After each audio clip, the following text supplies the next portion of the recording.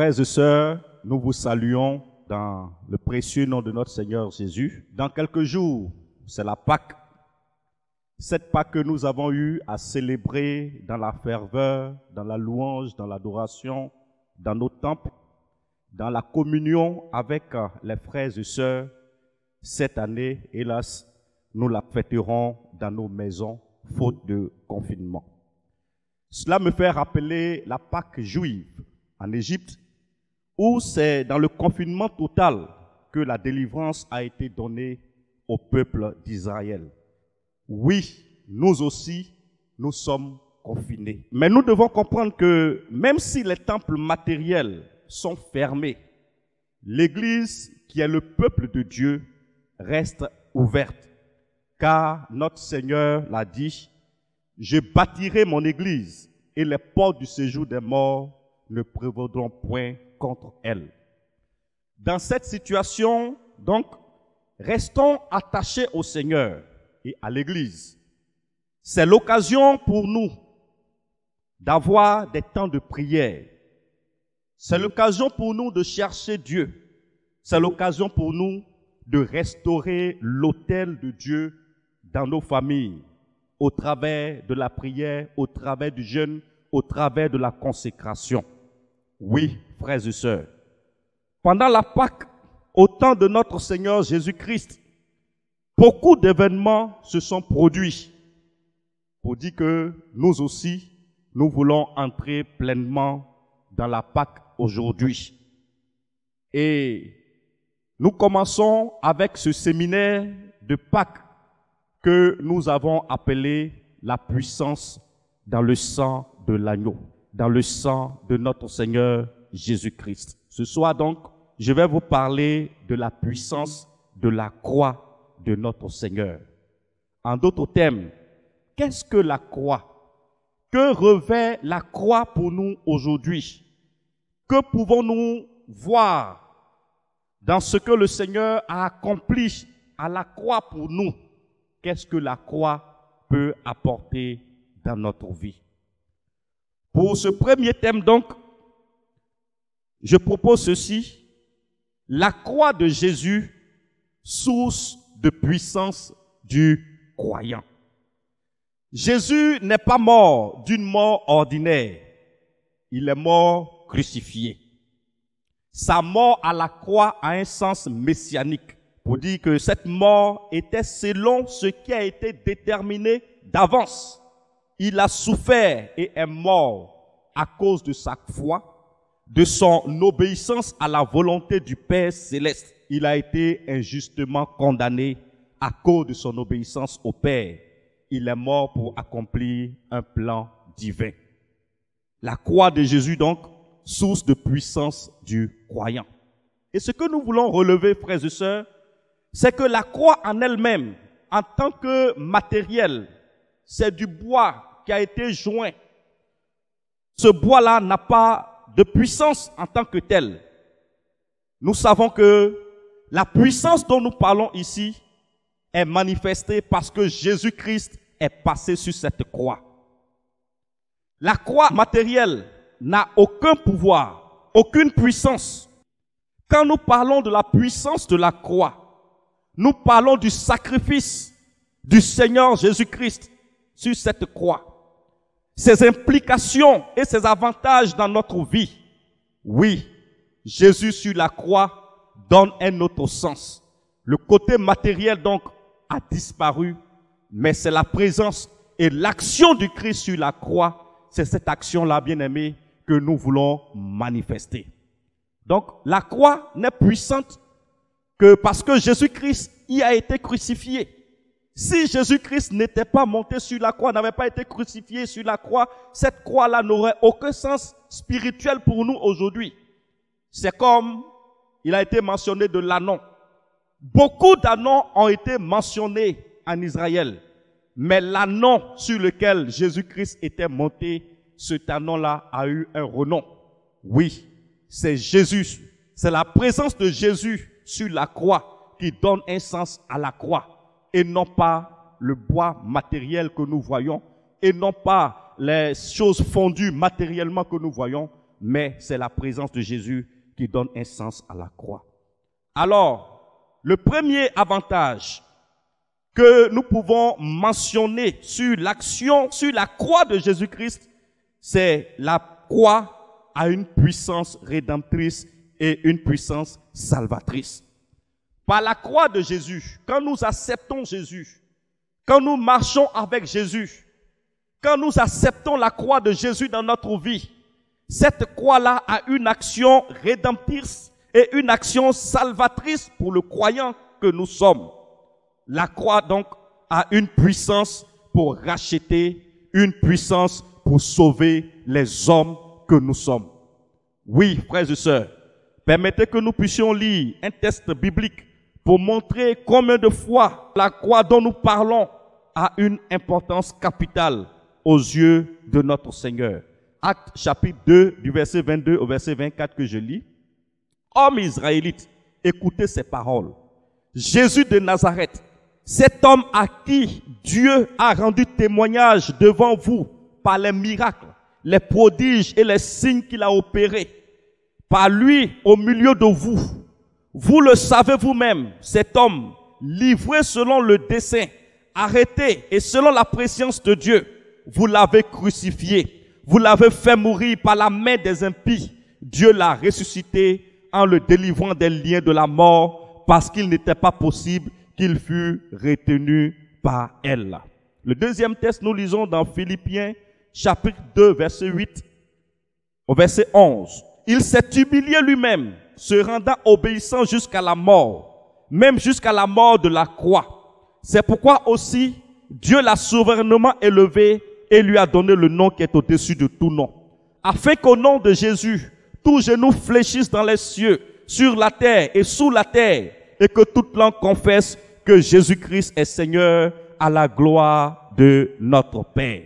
Oui, frères et sœurs, la croix a une puissance salvatrice, une puissance rédemptrice pour les hommes. La croix a une puissance pour racheter, a une puissance pour sauver les hommes que nous sommes. Dans ces deux textes que nous venons de lire, il est question, premièrement, de l'apôtre Pierre qui est en train de proclamer que Jésus-Christ a été crucifié. Bien-aimés, la Bible, qui est la parole de Dieu, nous dit que Jésus-Christ a été crucifié. Et nous croyons qu'il a été crucifié. Et nous croyons qu'il est passé sur la croix.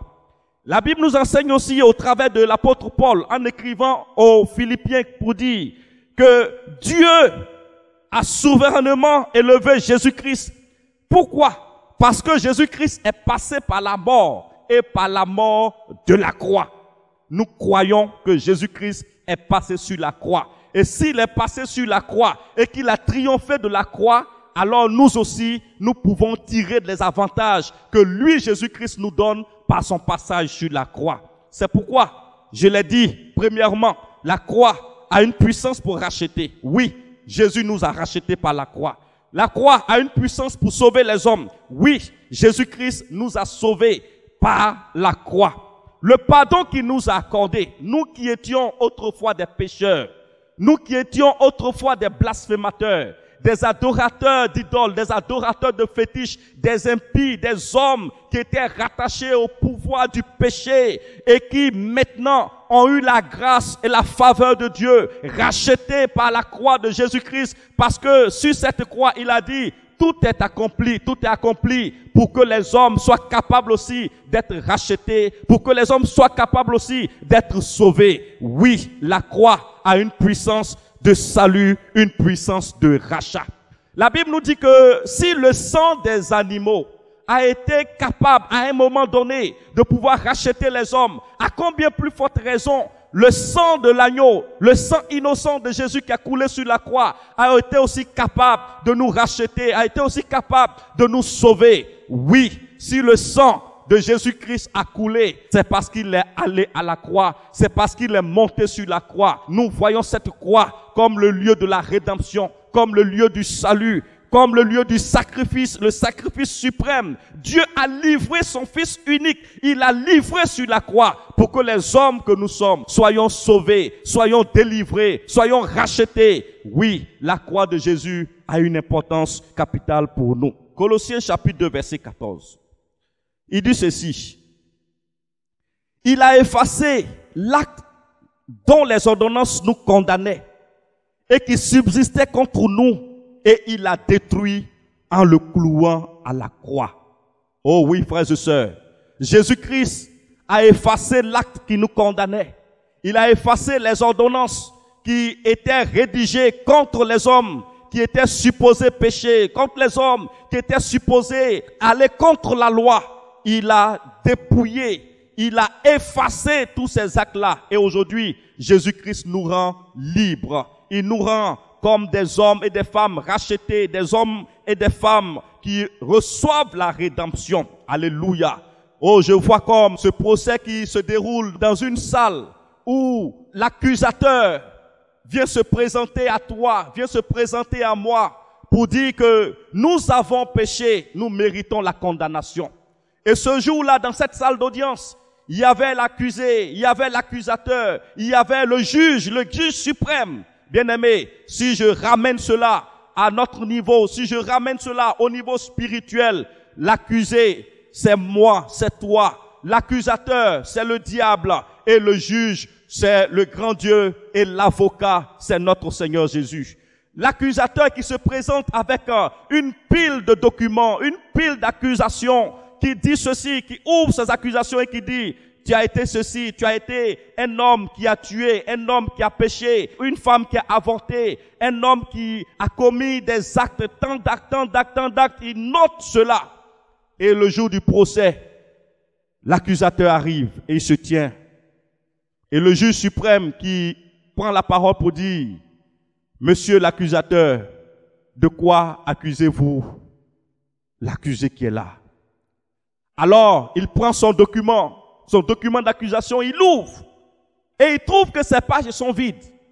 Il tourne à gauche, il tourne à droite, il tourne, il trouve que toutes les pages sont vides. Alors il se tient devant le grand juge pour lui dire: Monsieur le juge, je vous en prie, t'as oublié le bon document? Oui, dans la maison. Et c'est à ce moment-là que l'avocat, qui est notre Seigneur Jésus, va se lever pour se tenir devant le juge, le grand juge, pour lui dire: oui, votre honneur, le grand juge, l'accusateur n'a pas d'acte d'accusation. Parce que sur la croix, il est vrai que cet homme, cette femme qui est là, a posé des actes d'accusation, des actes de condamnation. C'est vrai, je le sais. Mais sur la croix, j'ai effacé l'acte qui le condamnait. Et je le déclare libre. Et je le déclare pur. Et je le déclare libre de tout soupçon, de toute accusation. Et c'est en ce moment que le juge va prendre la parole pour dire: oui, je reconnais que tu l'as fait et que tu l'as accompli. Sur la croix, tu as rendu cet homme libre. Jésus-Christ nous rend libres. Jésus-Christ a payé le prix sur la croix pour que toi et moi, nous ayons le salut, pour que toi et moi, nous ayons la vie sauve, pour que toi et moi, nous ne soyons plus condamnés de n'importe quelle accusation. Nous soyons libérés, nous soyons délivrés de tout acte de condamnation. Il l'a fait et il a accompli pour nous. Le deuxième point, c'est la puissance de la croix de notre Seigneur nous libère. Il nous libère de tout joug. Il nous libère de toute malédiction. Il nous libère de tout ce qui pourrait venir détruire notre vie. Oui, la puissance de la croix. La croix a une puissance pour libérer, une puissance pour délivrer. Notre deuxième point, donc, la croix a une puissance pour libérer, une puissance pour délivrer. Galates chapitre 3. Verset 10 au verset 14, que je lis. Car tous ceux qui s'attachent aux œuvres de la loi sont sous la malédiction. Car il est écrit: maudit est quiconque n'observe pas tout ce qui est écrit dans le livre de la loi et ne le met pas en pratique. Et que nul ne soit justifié devant Dieu par la loi. Cela est évident, puisqu'il est dit: le juste vivra par la foi. Or, la loi ne procède pas de la foi, mais elle dit: celui qui mettra ces choses en pratique vivra par elles. Christ nous a rachetés de la malédiction de la loi, étant devenu malédiction pour nous, car il est écrit: maudit est quiconque est pendu au bois, afin que la bénédiction d'Abraham eût pour les païens son accomplissement en Jésus et que nous ressuscitions par la foi l'Esprit qui avait été promis. Alléluia. Christ nous a rachetés de la malédiction de la loi. La loi, bien-aimée, de nos parents, la loi de nos familles, la loi de nos villages, la loi de nos régions, toutes ces lois nous condamnaient. Toutes ces lois détruisaient notre vie. Certains d'entre nous ont été liés pendant des années par des esprits, par des fétiches. Certains d'entre nous ont été liés pendant des années par des malédictions qui touchaient leur famille, qui touchaient leur maison, qui touchaient leur région. Mais la Bible dit que toutes ces lois des hommes, toutes ces lois humaines, toutes ces lois spirituelles qui n'avaient aucun sens devant Dieu, ces lois-là, Christ nous a rachetés de cela. Ces malédictions qui étaient produites par ces lois, Christ nous a rachetés de toutes ces choses parce que Christ a été pendu à la croix. Il a été crucifié et sur la croix, il a porté les malédictions qui nous étaient destinées. Sur la croix, il a porté les douleurs qui nous étaient destinées. Sur la croix, il a porté les offenses qui nous étaient destinées. Et Christ étant crucifié, ces malédictions qui nous condamnaient, ces malédictions qui nous détruisaient, ces malédictions qui étaient destinées pour nous, ces malédictions-là, Christ aussi les a crucifiées. Alléluia. Oh, nous sommes heureux. Christ a accompli une œuvre de libération, une œuvre de délivrance. Il a accompli son œuvre de libération, son œuvre de délivrance. Il nous a libérés de la malédiction.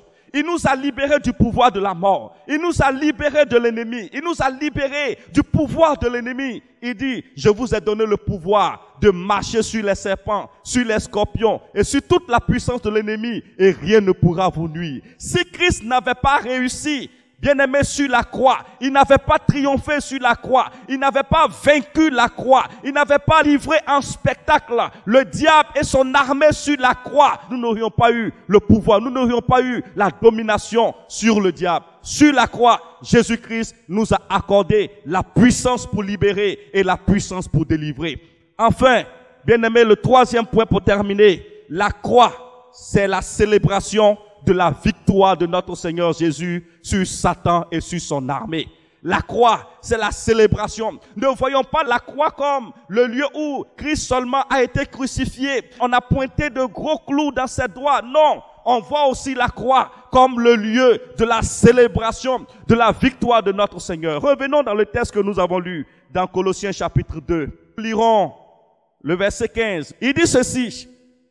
Il a dépouillé les dominations et les autorités et les a publiquement livrées en spectacle en triomphant d'elles par la croix. Jésus-Christ a triomphé de ses autorités. Il a triomphé de ses dominations. Il a triomphé de Satan et de son armée par la croix. Et lorsque j'ai parcouru, bien aimé, les dictionnaires pour chercher en fait le sens du mot triompher est donné comme suit.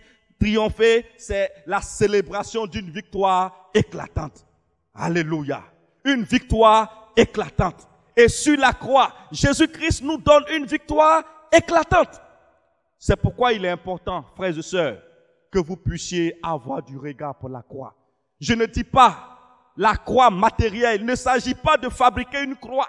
Il ne s'agit pas d'aller voir un menuisier pour fabriquer une croix et d'accrocher ça dans sa voiture, d'accrocher ça dans sa maison. Il ne s'agit pas d'aller voir un ferronnier pour fabriquer une croix et d'accrocher cela dans sa maison. Non, la croix de Jésus, c'est la confiance, la foi que nous avons que Jésus-Christ est mort sur la croix pour nous racheter. L'acte que Jésus-Christ a posé sur la croix, comme je l'ai dit premièrement, Jésus-Christ nous a donné la rédemption, il nous a donné le salut. Deuxièmement, Jésus-Christ nous a libérés de la puissance des démons. La croix a une puissance pour libérer, une puissance pour délivrer. Et troisièmement, sur la croix, Jésus-Christ nous a permis de célébrer la victoire sur Satan et son armée, sur Satan et ses œuvres, sur Satan et ses suppôts, sur Satan et ses agents. Oui, frères et sœurs, célébrons cette victoire.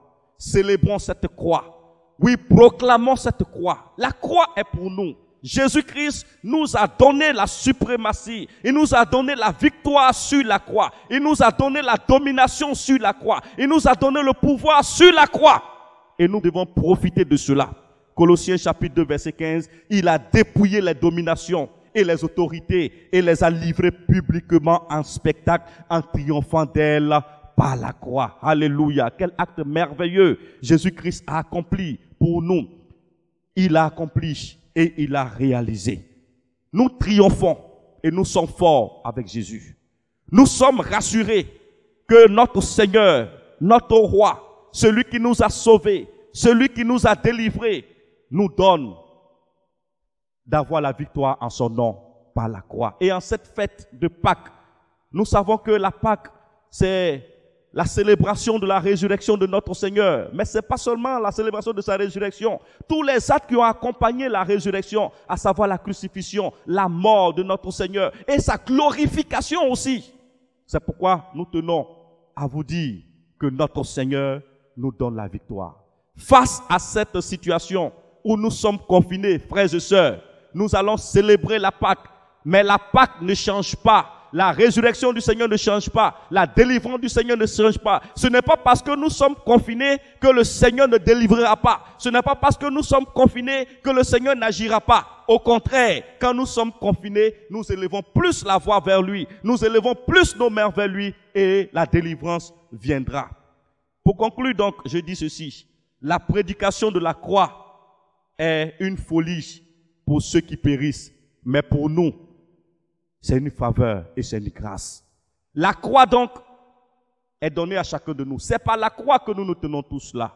C'est pourquoi, frères et sœurs, ne faisons pas en sorte que les hommes, par nos vies, par nos actes, par nos comportements, se moquent de la croix de notre Seigneur. Mais faisons en sorte que tout ce que nous allons faire, que nous puissions le faire pour que le don de Jésus-Christ sur la croix soit honoré, soit glorifié, soit manifeste. Alléluia. Nos vies doivent témoigner de l'acte de Jésus sur la croix parce que Jésus s'attend à nous. Il attend que nous œuvrions pour sa gloire, pour son nom et pour son autorité. Joyeuse Pâques à vous et que le Seigneur vous bénisse. Amen. Rien n'est plus beau que ton nom. Rien n'est plus saint que le sang du pardon. Je veux n'être qu'à toi, Jésus mon roi. Est-ce qu'on peut le proclamer ensemble? Rien n'est plus beau que